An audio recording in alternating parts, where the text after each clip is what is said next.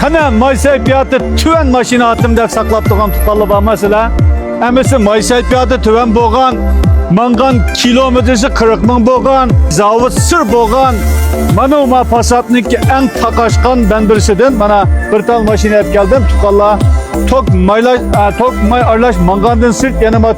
sırtıdan tokçalap haydigil utkan maşina bir kıtım tokçalasan var sırtıdan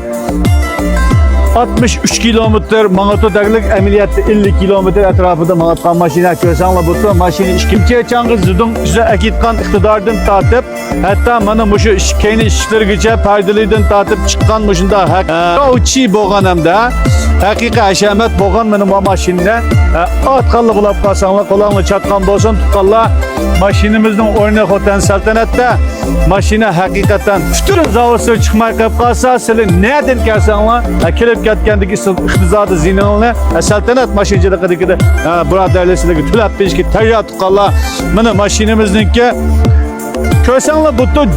cula mana maşini hakikaten yip yeni tuğan mana mayalardan tartip mana 2022 kön mağama 2022 nusqa olapma hakiki 2023 nusqa tava olap ketkini mana zoyi jiyi desle hem iktidar tuluq septangine taqaşkan ben bilse hem mana muşunda maşini attım hem bunda saltanat maşincilikdeki maşini yığılışı ölçümüge toşkan ben yönçi maşini attım da saqlap tuqan tuqalla yürek bilanlar yumay besip qollap qoyanlar ben de 27 kilometre manganıma bağmışım. Karadeniz, siz kandığı desenler tuqalla.